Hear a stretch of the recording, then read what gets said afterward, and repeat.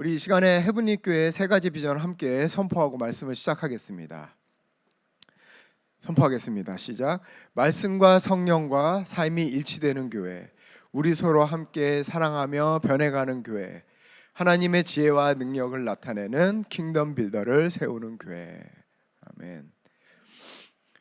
우리는 계속해서 누가복음 말씀을 함께 보고 있습니다. 지난 설교에서는 메시아를 기다렸던 시므온이 아기 예수를 안고 찬양하는 그 모습을 우리가 함께 보았습니다.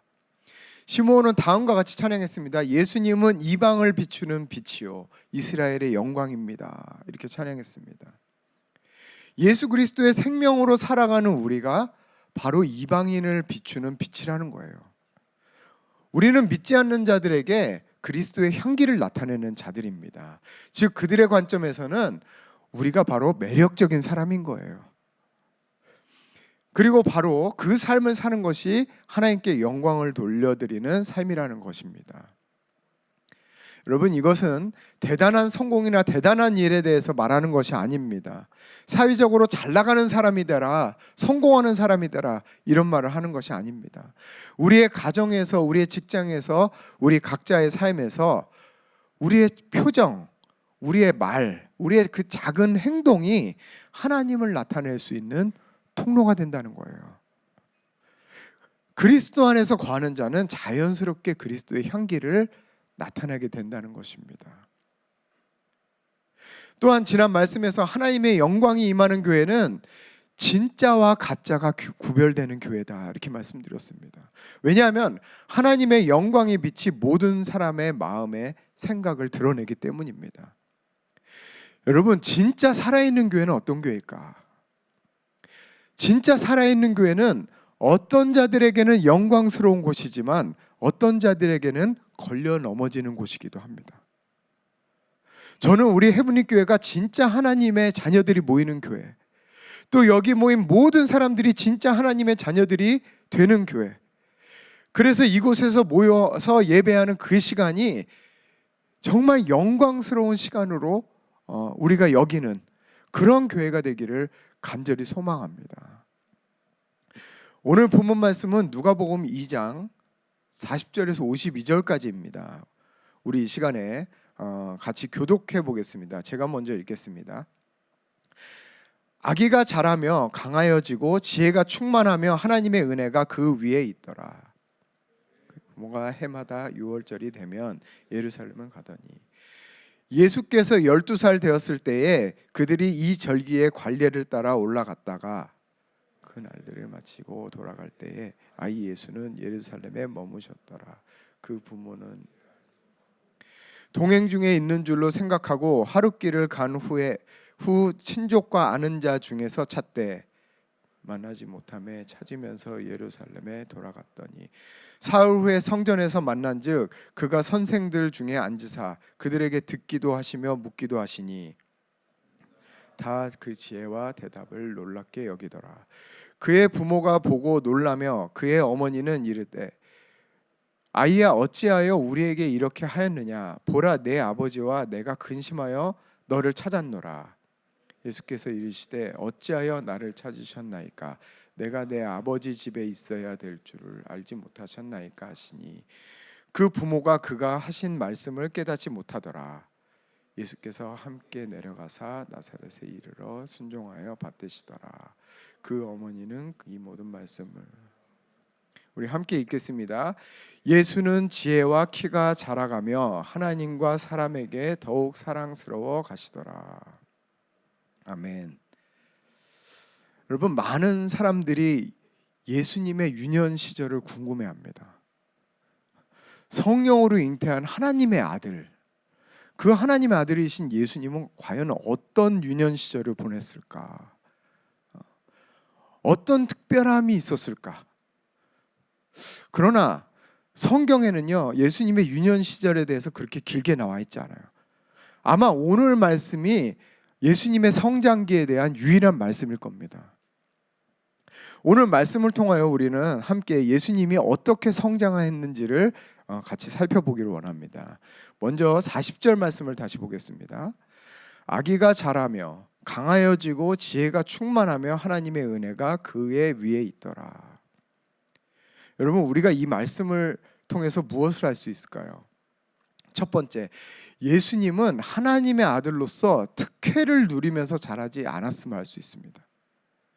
성령으로 잉태된 특별한 사람으로서 특별한 유년 시절을 보내지 않았다는 사실을 알 수 있어요. 여러분, 오늘 말씀 52절에도 이렇게 말씀하십니다. 예수는 지혜와 키가 자라가며 하나님과 사람에게 더욱 사랑스러워 가시더라. 여러분, 아이가 키가 자라고 지혜가 자라고 주변 사람들에게 사랑받는 것, 이것이 특별한 일입니까? 이것은 모든 아이들이 누리는 아주 평범한 일인 거예요. 예수님도 우리와 같이 평범한 삶, 평범한 일상을 지내면서 자라셨습니다. 여러분, 많은 사람들은 자신의 삶에서 특별한 것을 기대합니다. 그것은 좋은 것이든 나쁜 것이든 뭔가 특별한 일, 특별한 이벤트가 있을 때만 우리는 하나님을 기억하는 경우가 있어요. 그래서 우리 팬 모임에서 삶을 나누는 시간에 우리 이런 생각 많이 하죠. 나는 이번 주에 특별한 일이 없었는데 특별한 게 맨날 똑같은 그냥 별거 없었어요. 오늘 뭘 나누지? 이런 생각들 많이 하실 겁니다. 즉, 우리는 평범하고 반복적인 일상에서 하나님께서 함께 하신다는 것을 못 느끼는 경우가 많다는 겁니다. 여러분, 그러나 사실은 우리의 일상의 매일매일이 특별한 날임을 알아야 합니다. 우리의 일상의 매일매일이 특별한 날이에요. 우리는 우리가 살아가는 매일매일이 같은 일상의 반복 또는 같은 일의 반복이라고 생각되지만 사실은 우리가 살아가는 단 하루도 같은 날은 없는 것입니다. 매일매일이 특별한 날인 거예요. 그것을 깨닫고 살아갈 때에 우리는 하나님께서 우리와 함께 하시는 것을 경험할 수 있는 겁니다. 마치 하나님께서 매일 아침에 만나를 내리셔서 이스라엘 백성들을 먹이셨던 것처럼 우리의 매일의 삶에서도 그날에만 내려주시는 하나님의 특별한 은혜, 그날에만 부어주시는 하나님의 특별한 사랑과 기름 부으심이 있는 것입니다. 우리는 반복적인 일상에서 그것을 찾아낼 줄 알아야 합니다. 여러분, 제가 이전에도 설교 중에 몇 번 나눈 것 같은데요. 어느 날 제가 너무 걱정되고 좀 마음이 힘든 일이 있어서 우울한 날이 있었어요. 그래서 제가 그 당시에 학교에서 레슨을 하고 있었는데 마침 그 시간이 좀 남아서 그 캠퍼스를 이렇게 한 바퀴 돌았습니다. 근데 하늘이 너무 화창한 거예요. 그때가 봄이었던 것 같아요. 봄이었는데 하늘이 너무 화창한 겁니다. 그래서 이렇게 아무 생각 없이 이렇게 하늘을 쳐다보고 있는데 갑자기 하나님이 제 마음에 이렇게 말씀하시는 거예요.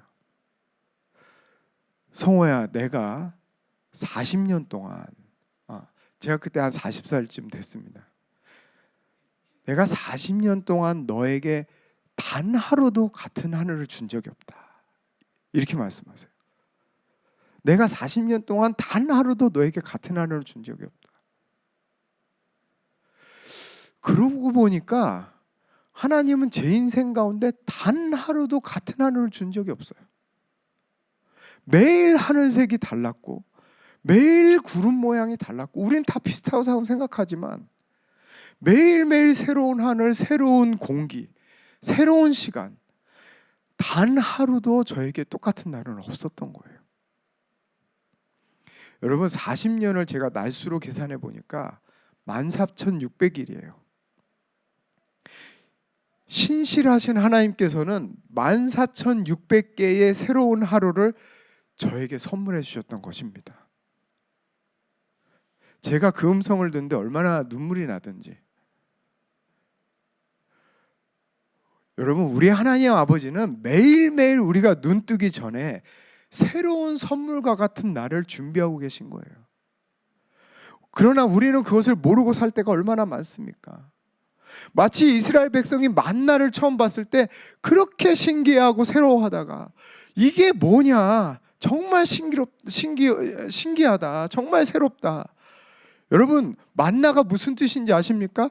이게 뭐냐가 만나입니다. 만나가 이게 뭐냐예요.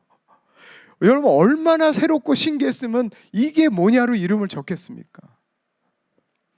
그러나 그것이 매일의 반복이 되고 일상이 되었을 때 감사는 온데간데 없고 걱정, 불평, 불만, 자기 생각에 갇혀서 살아가듯이 우리가 얼마나 그렇게 살아갈 때가 많습니까?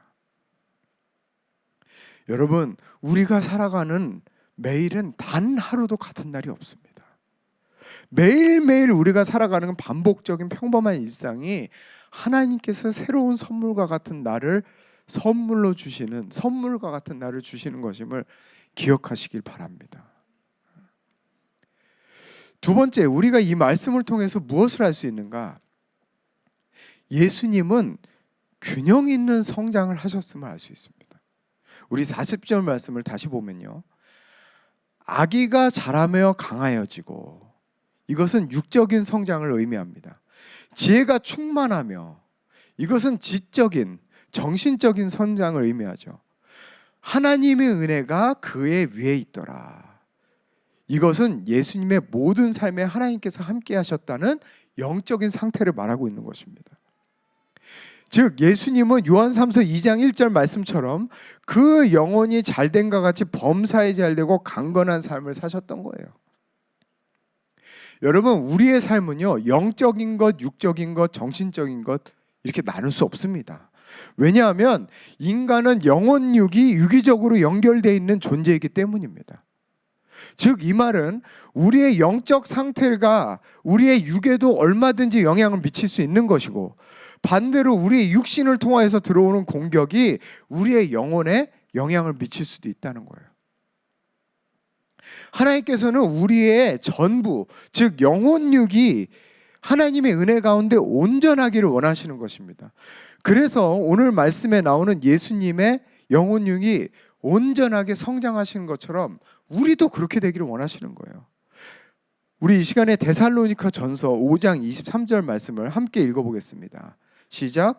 평강의 하나님이 친히 너희로 온전히 거룩하게 하시고 너희 온 영과 혼과 몸이 우리 주 예수 그리스도 강림하실 때에 흠없게 보존되기를 원하노라. 하나님께서는 우리가 교회에 와서 기도하는 것에만 관심이 있지 않으세요. 우리가 우리의 육신을 잘 관리하는 것도 그만큼 중요한 것입니다. 교회에 와서 기도하는 것만 영적인 것이고 거룩한 것이고, 헬스장 가서 러닝머신 뛰는 것, 이것은 육적인 것이고 하찮은 것입니까? 그렇지 않다는 겁니다. 여러분, 천사가 우리를 얼마나 부러워하는지 모릅니다. 왜냐하면 우리가 바로 육을 가진 영적인 존재이기 때문이에요. 우리가 육을 가진 영적인 존재이기 때문에 우리는 이 땅과 관계하며 이 세상에 하나님을 나타낼 수 있는 하나님의 자녀로 살 수 있는 것입니다. 이게 얼마나 감사하고 귀한 일입니까? 여러분, 그러나 많은 사람들이 모든 문제를 영적으로만 해결하려고 한다는 겁니다. 특히 소위 믿음 좋다는 사람들은 더 그렇죠. 몸이 아파도 기도로 이겨내야 되고, 피곤해도 내가 성령 충만하지 못해서 자꾸 늘어지고 처지는 것이라고 생각하는 겁니다. 좀 더 극단적인 사람들은 모든 정신적인 문제가 다 귀신에서 왔다, 이렇게 생각하는 거예요. 여러분, 그렇지 않습니다. 정신적인 문제든 육적인 문제든 오직 다 영으로만 이겨내야 된다, 이것은 잘못된 생각이에요. 여러분, 때로는 우리는 약도 먹어야 합니다. 치료도 받아야 하는 것이에요. 우리의 육신을 위해서 운동도 해야 합니다. 식생활도 절제를 해야 합니다. 그러나 그 모든 것이 어디서 이루어져야 합니까? 오늘 말씀에 나오는 예수님이 하나님의 은혜 가운데 균형 있게 성장하신 것처럼 우리도 그리스도 안에서 우리의 영혼 육을 온전하게 관리해야 하는 것입니다. 여러분, 예를 들어서 어떤 사람이 자꾸 짜증낸다고 생각해 보세요. 예를 들어서 여러분 아내가 자꾸 짜증낸다고 생각해 보십시오. 그럼 남편은 이렇게 생각합니다. 아, 쟤는 성격이 왜 저러냐? 왜 이렇게 예수를 믿어도 우리 아내는 변하지 않는 거냐? 어디 가서 기도 좀 받든지 좀 집회를 보내든지 해야겠다. 여러분, 그런데 실제로 그 아내가 육체가 너무 피곤해서 힘들어서 그럴 수도 있는 겁니다. 아니면 어디가 안 좋아서 그럴 수도 있는 거예요. 여러분도 피곤하고 힘들면 말이 곱게 나가지 않잖아요. 참는 것도 한두 번이지, 성령 충만해서 넘기는 것도 한두 번이지. 그러나 이것이 지속되면, 이것이 반복적인 문제이면 이것을 영적인 것으로만 볼 수 없다는 거예요. 잘 먹고 잘 쉬고 장기적으로 봐서는 운동도 하고 해서 이것을 회복해야 될 문제인 것을 괜히 영적인 문제, 부부간의 성격적인 문제로 확대해서 크게 만드는 경우도 얼마나 많은지 모릅니다. 여러분, 영적으로 자신을 채찍질하기 전에 하나님이 우리에게 주신 육신을 얼마나 잘 돌보았는가도 우리는 돌아봐야 하는 것입니다. 여러분, 몸이 처지십니까? 운동하십시오. 더 늦기 전에 운동하십시오. 이것은 단지 기도로만 이겨야 되는 문제가 아닙니다. 우리는 영혼 육으로 이루어진 존재예요. 우리는 그리스도 안에서 균형 잡힌 삶을 살 줄 알아야 합니다. 우리 옆 사람에게 이렇게 얘기합시다. 잘 먹고 잘 자고 운동하십시오. 여러분, 아무것도 안 하면서 나 요즘 심각한 영적인 문제가 있나? 나 왜 이렇게 피곤하고 처지지? 더 기도해야 되나? 스스로 자책하지 마시고 영혼육을 균형 있게 관리하십시오. 반면에 어떤 사람은 육만 중요한 사람이 있어요. 자기 몸은 끔찍히 챙기고 하나님과 관계하지 않습니다. 이건 더 큰 문제죠, 여러분. 그렇게 먹을 것은 챙기면서, 먹을 것은 따지면서 정작 일용할 양식은 하나님 말씀 먹지 않습니다. 여러분, 우리의 삶의 기본은 영의 통치함 받는 겁니다. 오늘 말씀처럼 모든 것 위에 하나님의 은혜가 있는 것이 기본이에요. 이게 기본입니다. 내 영혼이 잘된 것 같이 범사에 잘 되는 것이 기본입니다. 우리가 러닝머신을 뛰어도 그리스도 안에서 뛰는 것이고, 우리가 마시는 것을 먹어도 그리스도 안에서 먹는 거예요. 우리가 잘 쉬는 것도 그리스도 안에서 쉬는 겁니다. 너희는 먹든지 마시든지 무엇을 하든지 다 하나님의 영광을 위해서 하라. 자꾸 우리 삶에서 거룩한 것과 속된 것을 나누지 마십시오. 우리는 그리스도 안에서 균형 있는 삶을 살아야 하는 것입니다. 제가 온누리교회 청년부에 있을 때 한 목사님께서 한번 오셔서 특별 집회를 하신 적이 있습니다. 그때 이제 한참 아프실 때예요. 아프실 때인데 그때 오셔서 자신의 인생을 쭉 돌아보면서 간증식으로 말씀하셨어요. 정말 젊었을 때 하나님이 주신 비전을 향해서 후회 없이 달려왔고, 정말 하나님의 은혜 가운데 이렇게 아름다운 교회를 섬길 수 있게 되었다, 이렇게 말씀하셨어요. 그런데 쭉 돌아보시면서 한 가지 말씀하셨는데요. 정말 자기가 후회되는 게 하나 있다는 거예요. 바로 교회와 사역에만 올인한 나머지 자신의 육신을 너무 돌아보지 않았다는 겁니다. 시간만 돌릴 수 있다면 내 육신을 신경 쓰고 좀 더 균형 있게 그리스도 안에서 이 사역을 했었으면 얼마나 좋았을까, 이런 말씀하시더라고요. 여러분, 최소량의 법칙이라는 게 있습니다. 독일 화학자 리비히라는 사람이 말한 건데요. 식물의 성장에 필요한 10대 필수 영양소 중에 식물의 성장을 좌우하는 것은, 실제로 식물의 성장을 좌우하는 것은 넘치는 요소가 아니라 가장 모자란 요소이다. 한마디로 가장 부족한 것으로 인해서 그 성장이 제한된다, 이 말입니다. 여러분, 마찬가지입니다. 우리가 다른 것이 아무리 뛰어나도요, 우리의 그 부족한 부분을 채워서 균형을 맞추지 못하면 온전하게 하나님을 나타낼 수 없는 것입니다.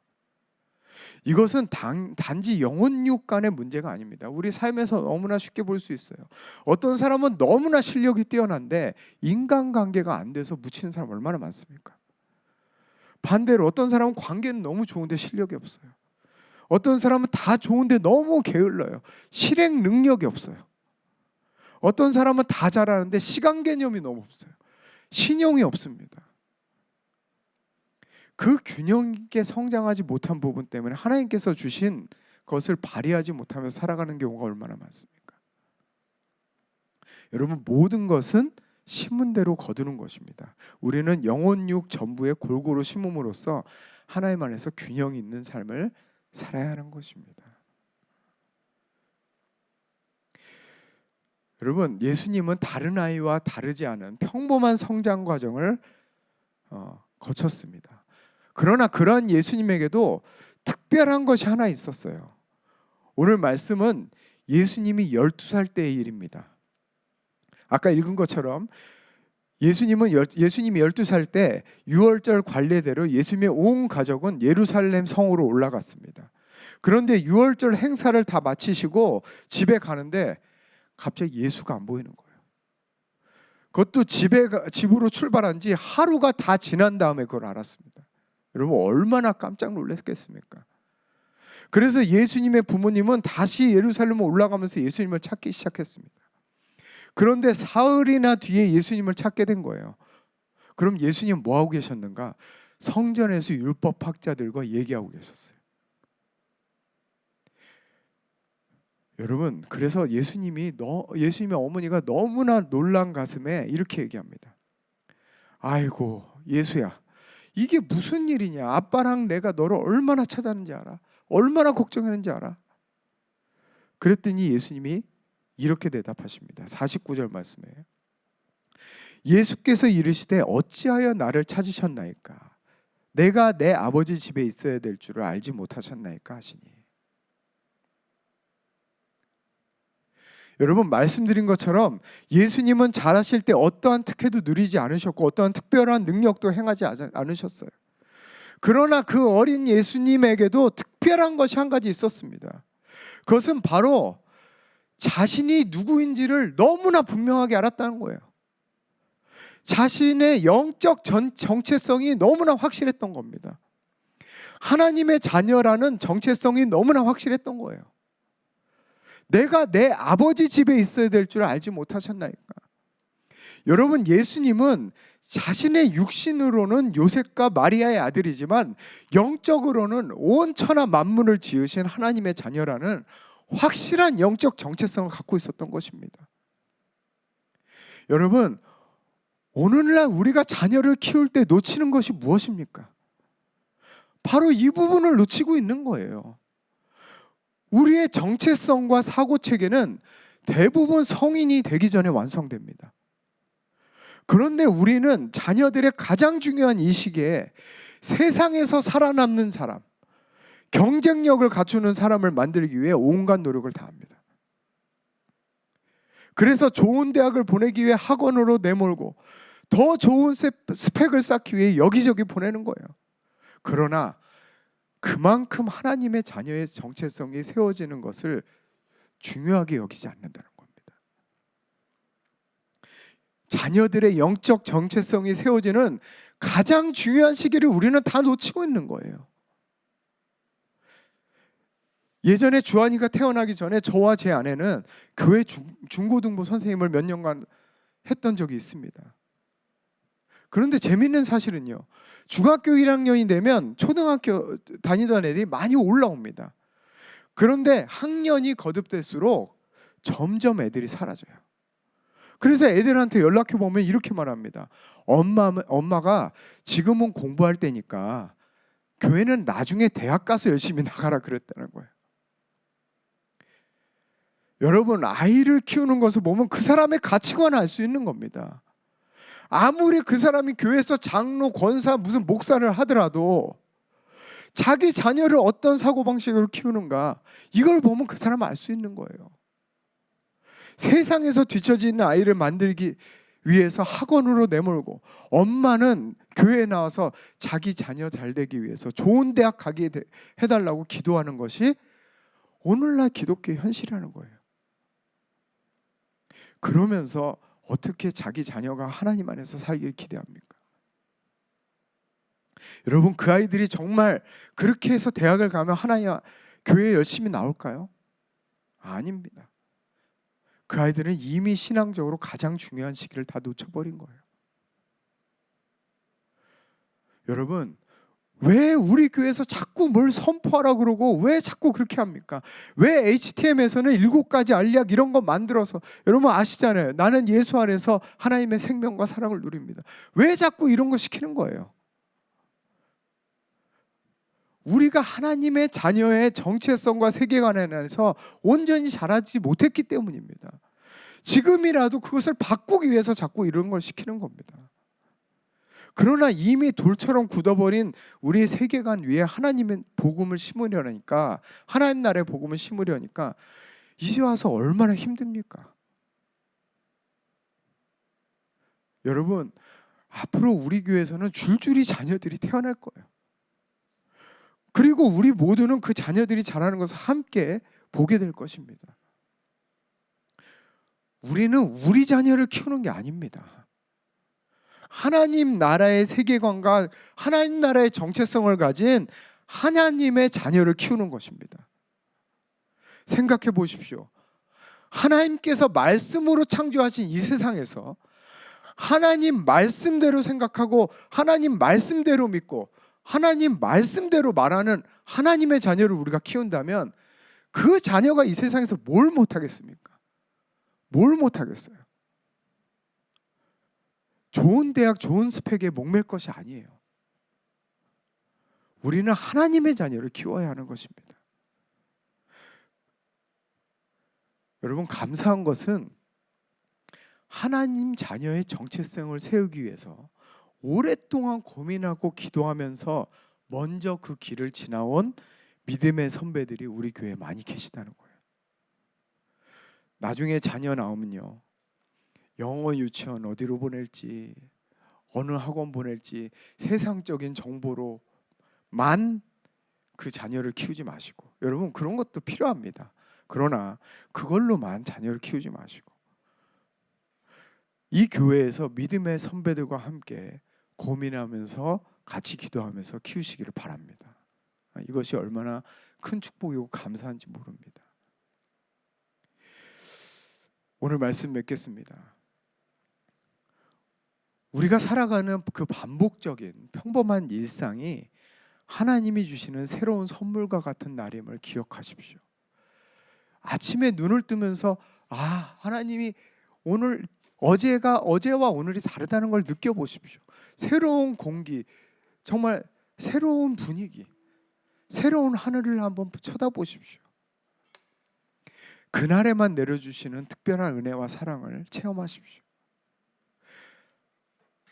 여러분, 그리스도 안에서 여러분의 영혼육을 온전하게 관리하십시오.